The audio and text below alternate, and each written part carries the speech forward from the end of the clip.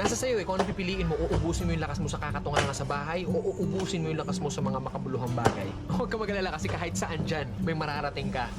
Alam mo na yun.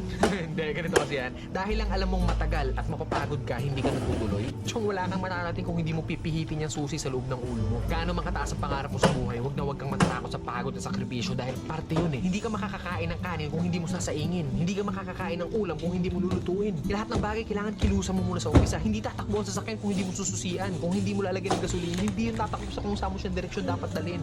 Kailangan kumilos ka. Kailangan ng lakas mo para marating mo kung ano yung gusto mong marating sa buhay. Kasi kung hihiga ka lang dyan, wala mangyayari talaga sa'yo. Hindi po pwede na inaasal natin lahat sa Diyos na parang nasa Diyos, lagi kong idadasal sa Diyos. Hindi po pwede yun. Sabi nga nila, di ba, nasa Diyos ang awa, nasa tao ang gawa. So depende yan sa'yo kung ano yung gusto mong kilos. Sabi nga, work smart, not hard. Hard work yung ginagawa mo, pero sablay naman yung mga diskarte mo. Wala rin mangyayari, di ba? Smart move yung ginagawa mo, pero swabe lahat. Kailangan mo lang talaga gamitan ng tamang isip at tamang puso sa lahat ng bagay. Ang pangarap, para kang nagtatanim ng puno. Malaki pangarap mo, malaking puno yung kailangan mong itanim. Hindi naman pwede maghukay ka ng mababaw lang. Hindi naman pwedeng konting tubig lang yung ididilig mo dyan. Kung gusto mo ng malaking puno, malaking trabaho ang kapalit nun. At nasa sayo yun. Then pag nagbunga na yun, hindi po pwede na hayaan mo na lang bumunga yan dyan. Hindi. Kailangan pa rin ng maintenance. Ganun din sa atin. Kung ano yung marating natin, nandoon na tayo sa taas, hindi po pwede na halalan-tutay ka na nandun sa taas. Pag hindi mo diniligan yung puno, magbunga man siya, isang beses lang, and then sa susunod hindi na ulit. Ganun yung pwede mangyari pag pinabayaan natin kung ano man yung narating natin sa buhay. Mawawala lahat sa'yo. Sayang yung oras. Oras kasi ilang oras lang ang binigay sa atin dito sa mundo.